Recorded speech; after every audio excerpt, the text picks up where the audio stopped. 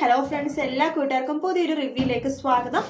അങ്ങനെ നമ്മുടെ പ്രകാശം ജയിലിൽ കിടക്കുവാണ്. ആ ഒരു സമയത്താണ് നമ്മുടെ ദീപയുടെ എൻട്രി വരുന്നത്. ദീപേനെ പറഞ്ഞിട്ടല്ലോ കല്യാണത്തിന് കല്യാണം കാണാനൊക്കെ പ്രകാശം വിളിച്ചിട്ടുണ്ട്. പക്ഷെ ദീപ പോയില്ല. ദീപ പക്ഷെ എന്തിനാ അവിടെ പോണത്? കല്യാണം എന്തായാലും മുടങ്ങാൻ പോണ കല്യാണം. അപ്പൊ അതുകൊണ്ട് അവിടെ പോകേണ്ട കാര്യമില്ലല്ലോ. കല്യാണമൊക്കെ മുടങ്ങി കഴിയുമ്പോൾ പ്രകാശിനെ പോയി കാണുന്നത് ദീപ വിചാരിച്ചിട്ടുണ്ടായിരുന്നല്ലോ. അതുകൊണ്ട് തന്നെ നമ്മുടെ ദീപ പറയേണ്ട കല്യാണം എടുത്ത് ഇനി നമുക്ക് ആ പ്രകാശം എന്ന് പറഞ്ഞാൽ അയാളെ കാണാൻ പോകാൻ മോളെ എന്ന് പറയാണ്. ശരിയാണ്, ഇനിയാണ് അയാളെ കാണാൻ പോകേണ്ടത് എന്ന് കല്യാണി പറയാണ്.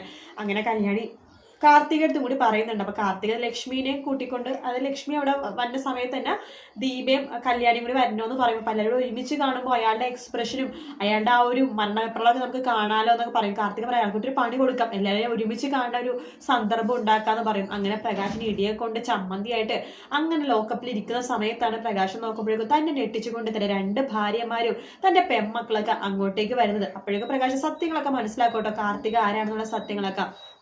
പ്രകാശനാകെ നാണം കെട്ട് മുഖവും താഴ്ത്തി അങ്ങനെ നിൽക്കുകയാണ്. അപ്പൊ ദീപം പറയണ്ട്, താൻ കല്യാണം കാണാൻ വരണം, കല്യാണം കൂടാൻ വരണം, ബാക്കി ഫുഡ് കൊണ്ടുപോയിക്കോന്നൊക്കെ പറഞ്ഞില്ലേ. ഞാൻ ബാക്കി ഫുഡ് കൊണ്ടാൻ വേണ്ടി വന്നതായിരുന്നു, പക്ഷെ കല്യാണം മുടങ്ങി പോയില്ലേ എന്ന് പറയുമ്പോഴേക്കും പ്രകാശൊന്നും മിണ്ടുന്നില്ല. പ്രകാശം ദേഷ്യത്തോടു കൂടി തന്നെ ദീപേനെ നോക്കുവാണ്.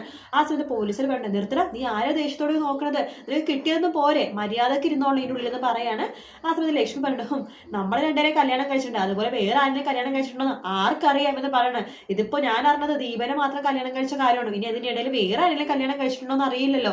ആൺകുട്ടികൾ ഉണ്ടാവാൻ വേണ്ടി ഇയാൾ അതല്ല, അതിനപ്പുറം ചെയ്യും. എത്ര വേണമെങ്കിലും കല്യാണം കഴിക്കും, അത്ര മടിയില്ലാത്ത ഒരാളാണ്. ആൺകുട്ടികൾ ഉണ്ടാവാൻ വേണ്ടി എത്ര പെണ്ണുങ്ങളുടെ ജീവിതം വേണമെങ്കിലും ഇയാൾ തുലയ്ക്കും എന്നൊക്കെ ലക്ഷ്മി പറയാണ്.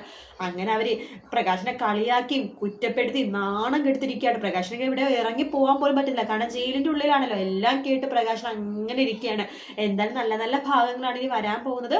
വീഡിയോ ഇഷ്ടപ്പെട്ടെങ്കിൽ ലൈക്ക് ചെയ്യുക, സബ്സ്ക്രൈബ് ചെയ്യുക, കമന്റ് ചെയ്യുക. മറ്റൊരു വീഡിയോ ആയിട്ട് നാളെ കാണാം. Good night, take care, bye bye.